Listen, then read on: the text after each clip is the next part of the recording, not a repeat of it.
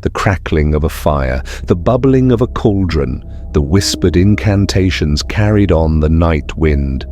These are the sounds we've come to associate with witches, those mysterious, often malevolent figures who haunt our collective imagination. But it wasn't always this way. Long before the pointed hats and broomsticks, before the trials and the burnings, before the fear and persecution, there were simply women of knowledge, healers, midwives, herbalists, the keepers of ancient wisdom passed down through generations. So how did we get here? How did these respected community figures transform into the cackling villains of our fairy tales? Today, we're diving into the shadowy history of misunderstood magic, exploring the profound transformation of witches from respected healers to feared villains throughout global folklore. I'm bringing you another fascinating journey through history on Chronicles Explained.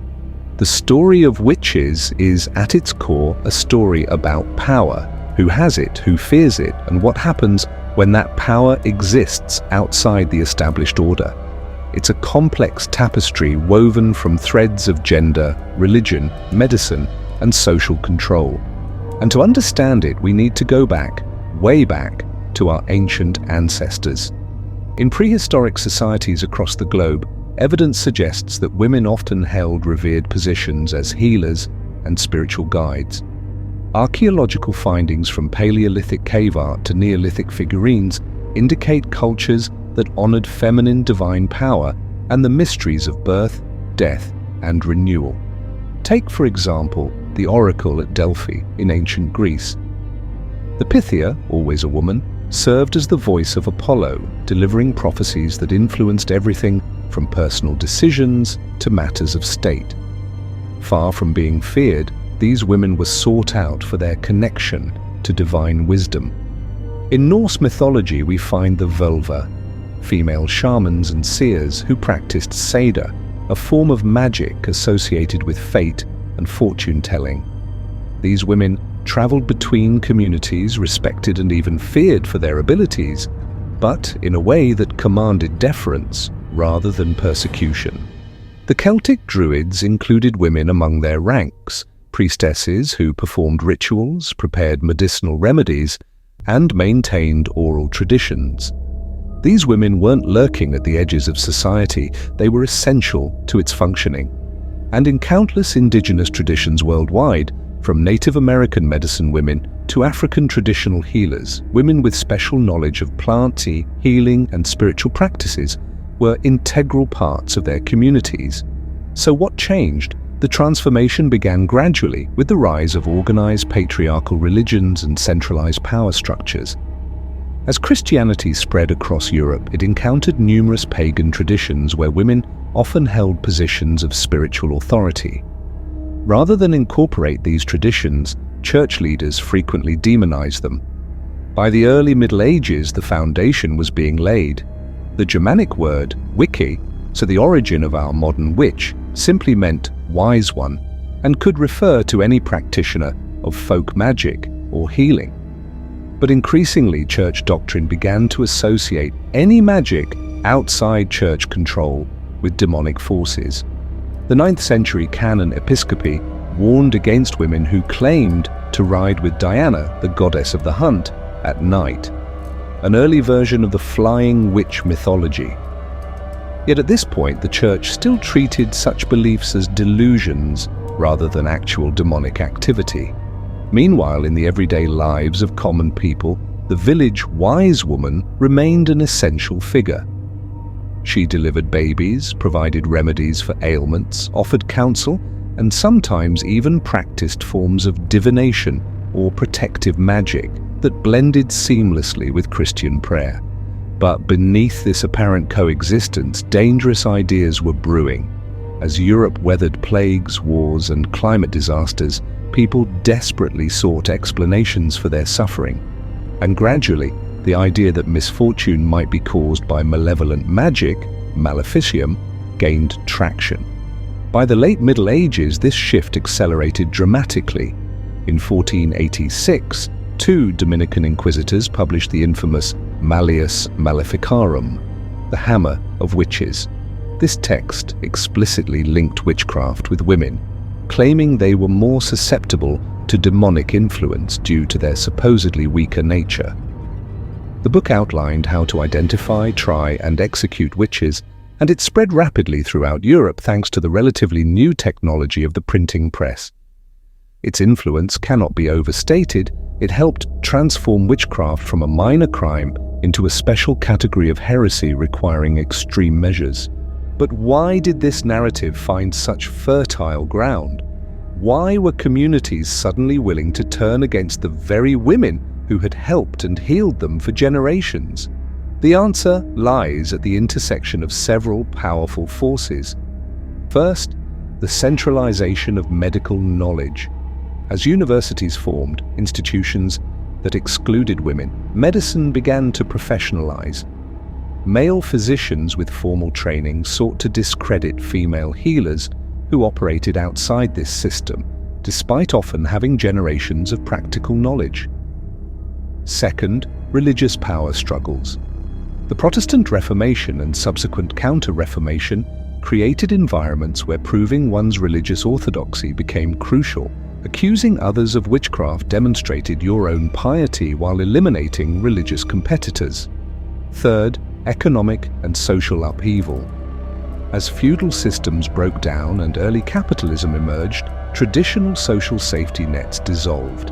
Unmarried women, widows, and the elderly, often those who served as village healers, became economic burdens rather than valued knowledge keepers.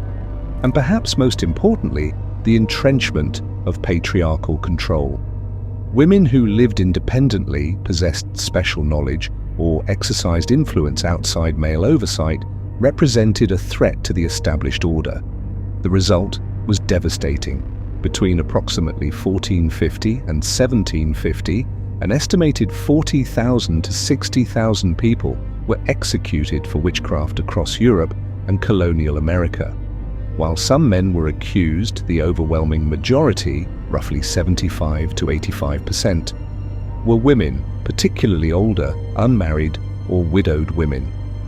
The most intense period, the 16th and 17th centuries, saw witch hunts spread like wildfire. The methods used to extract confessions were horrific. Sleep deprivation, humiliation, and various forms of torture led many to confess to impossible acts, simply to end their suffering. While Europe and its colonies experienced the most systematic witch hunts, similar patterns emerged worldwide, often accelerated by colonial influence. In Japan, the concept of the fox witch, or kitsune tsukai, a person who could command foxes to possess others, led to persecutions, particularly of marginalized women. In colonial India, the British codified anti-witchcraft laws that criminalized traditional healing practices. In parts of Africa, witch hunts intensified during periods of colonial disruption and continue in some regions to this day. In China, the fox fairy, or huli jing, a spirit that could possess women, became a way to explain and control female sexuality and power outside traditional boundaries.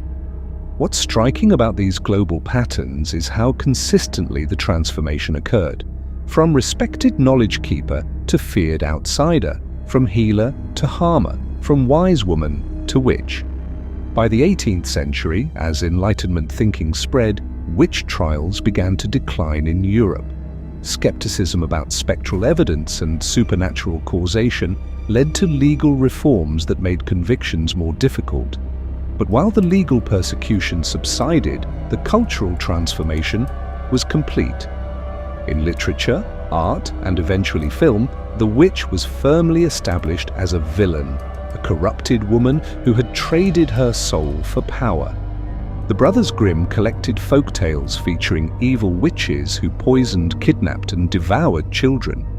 Artists depicted witches as either hideous crones or seductive temptresses, both representing different fears about female power. Early films like Hexen, 1922, and later The Wizard of Oz, 1939, cemented visual witch stereotypes that persist today. Yet below this dominant narrative, something else was brewing. The very stereotype of the witch, a woman with knowledge and power outside patriarchal control, began to be reclaimed. By the mid-20th century, some feminist scholars were reframing witch hunts as gendercide, a systematic attempt to control women who defied social norms. Writers like Mary Daly and Starhawk proposed that many executed witches were indeed practitioners of pre-Christian spiritual traditions centered on goddess worship and natural healing. While historians debate the accuracy of this interpretation, it sparked a powerful reclamation movement. Modern Wicca and other neo-pagan traditions have embraced and transformed witch imagery, returning to the original meaning of wise one. The witch has become a symbol of feminist resistance in art, literature, and political movements. The journey of witches from healers to villains and back toward reclamation reveals something profound about how societies construct and control perceived threats. The women who kept ancient knowledge of herbs, childbirth, and natural cycles became dangerous not because their practices changed, but because the world around them did. When patriarchal religious and medical institutions sought to consolidate power, the independent female healer became a threat. When communities faced inexplicable disasters, the woman on society's margins became a scapegoat. When rigid gender roles were enforced, the woman who lived differently became a deviant. And yet, through centuries of persecution and demonization, aspects of these healing traditions survived, passed down through family lines, hidden within folklore, or practiced in secret. The knowledge persisted, waiting for a time when it might be valued once again. Today, as we see renewed interest in traditional plant medicine, natural childbirth, and earth-centered spirituality, we're witnessing something of a full circle moment. The very practices that once marked women as dangerous outsiders are being rediscovered as valuable wisdom. Perhaps most importantly, the witch transformation teaches us to question narratives about dangerous outsiders in our own time. Who is being demonized? Whose knowledge is being dismissed? What fears are being manipulated? And who benefits from that fear? The story of witches reminds us that knowledge is power, and those who control the narrative about who should have access to knowledge hold tremendous power indeed. If you've enjoyed this exploration of how witches transformed from healers to villains in global folklore, please take a moment to like this video and subscribe to Chronicles Explained. I release new deep dives into fascinating historical and cultural topics every week. Also, I'd love to hear your thoughts in the comments. Are there other misunderstood historical figures you'd like me to explore? Other transformations in how we've viewed certain groups throughout history?